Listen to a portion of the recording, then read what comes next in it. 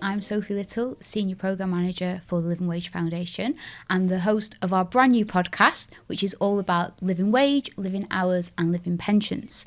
So today we're joined by accredited living wage employers, all of which are shortlisted for this year's Living Wage Champion Awards. Now, the Living Wage Champion Awards is our annual celebration of employers who are doing fantastic things to go above and beyond to support their employees. And it's great honour to be filming here in Manchester today because the Living Wage Awards were actually held here for the first time last year outside of London. This year, the Living Wage Champion Awards will be held in Cardiff, which is another one of our living wage places. So we're super excited to see the Champion Awards being hosted for 2 years in a row up in the northern regions. So that's a great moment for the Living Wage Foundation there. I'm absolutely delighted today to be joined by fellow Living Wage champion Chris Smallwood, who is my co-host for today. Now, in the living wage world, Chris is quite famous. But for those of you who don't know him, Chris, why don't you introduce yourself? Yeah, I'm Chris Smallwood. I'm the former Managing Director of Anchor Removals, a living wage, living hours employer, with the only one in the removals industry. And I was the winner of the Advocate of the Year last year at the awards in Manchester at the National Football Museum.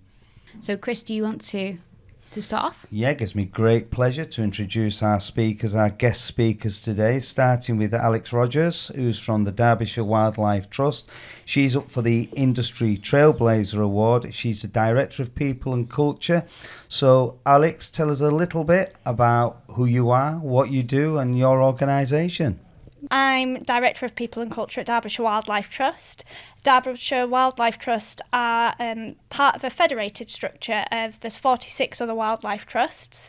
So if you don't know who your local wildlife trust is, check them out because they'll be doing great things in their area. I work for Derbyshire Wildlife Trust. Our vision and mission is to reconnect and restore wild places across Derbyshire. And we've been doing a lot of work as a movement and Derbyshire Wildlife Trust individually to really showcase people and culture as part of our work because we see people and culture as central to us achieving our vision and mission. So it's really important to us that the people that work for us are happy, feel included, feel motivated to work so that we can achieve our vision of a wilder Derbyshire. Brilliant stuff. And moving on, we've also got Adam Barlow of the Good Things Foundation, and Adam is up for the Living Pensions Award. So tell us about your organisation, Adam, and what you do within that organisation. Thanks, Chris. I'm the Associate Director of Finance at the Good Things Foundation. We are a national digital inclusion charity. So we're all about helping people get digitally included. We do work with sort of 5,000 digital inclusion hubs across the nation. So that could be community centres, it could be medical practices, it could be commercial organisations. And we help put in that digital inclusion infrastructure. So we provide data in the form of SIM cards. We've got a device bank, so we can provide tablets, laptops, and then we provide skills as well. So we've got a skills and learning platform. But our organisation is really about building that infrastructure and allowing those community organisations who know what their communities need and where the people are that they want to help, and they will actually deliver that service within those environments. Really excited to be here today. Hopefully I can give a slightly different slant. We were one of the inaugural providers of the Living Pension, and I was heavily involved in that and worked with the Living Wage Foundation and Shelley in particular on rolling that out. Fantastic. We'll look forward to digging into some of this stuff as we go along. Opposite me is my good friend John Hacking of the Greater Manchester Poverty Action Group. John, I know all about you, but you need to tell everybody what you do and why you do it and how you do it. Yeah, I'm from Greater Manchester Poverty Action, and my role there is to manage the Greater Manchester Living Wage campaign, which has been running now for over 10 years. Greater Manchester Poverty Action is an organisation that pretty much does what it says on the tin. It tackles and aims to tackle poverty across Greater Manchester. using all sorts of methods such as research and working in partnership with other organisations, and also practical projects like Advice, Money Matters projects, and a project that had been running for a number of years, which is the Living Wage campaign, which I coordinate across Greater Manchester, working with people like Chris and Sophie.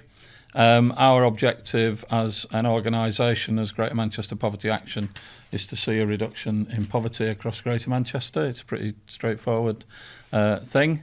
And we work, as I say, very practically on practical projects like the Living Wage campaign. And the Living Wage campaign is the thing that I lead on and focus on. And I suppose a quick summary of that would be our objective is to encourage employers to become accredited with the Living Wage Foundation. We do it in a number of ways, the usual persuasion, talking to people, presentations, and working in partnership with others. We work in partnership at a GM level on the Greater Manchester Action Plan for the Living Wage, which is how we come into contact with people like Chris and Sophie and others. And we also, as an organisation, because we've got limited resources, we focus on particular sectors. So in previous 2 or 3 years, we've focused on the housing sector, trying to get as many housing associations accredited, and then we've been focusing recently on education and schools, and we has focused a continual focus for a variety of reasons on the voluntary sector organisations in Greater Manchester. So our ultimate objective is to have every employer paying a decent living wage to their employees, and that is what we strive to do. Thanks, John. And you've been shortlisted for the Living Hours Award, Living Hours Champion Award, so good luck with that. Thank you. And last but by no means least, Brett Mendel of Thomas Neal. He has been shortlisted for the Advocate of the Year. So again, Brett, tell us a little bit about you, about your company, and where you are in terms of living wage. Okay, well, thank you very much. So I am the Managing Director of Manchester-based textile company Thomas Neal. We last year became an employee-owned company, so that's quite an interesting dynamic in itself. But we have for a long time focused on ensuring that our people are really well treated, are well looked after, and in doing that, it really has to start with paying them fairly and ensuring that they have hours that they're able to realistically live off to pay all the bills that they require. So the company, what we do is we manufacture, import and distribute bedroom and bathroom textiles to business sectors across the UK and internationally. So it could be anything from a hospital, a university hall of residence, social housing, care homes, justice and immigration, and many others as well. But what we have been working on for quite a number of years is being the most responsible business that we're able to be. And so in doing that, be it environmental, be it social, be it economic, we are involved with our networks, with other businesses, and we spend time going around assisting others. And the reason we do that is because we should all be sharing best practice ideas, how we can do things, how we can support each other. So as a result of that, the advocacy on living wage and living hours, because we are also living hours accredited, has always naturally been something that I and my team have done when we've been out with customers, when we've been speaking at events, some of which are on a regional basis.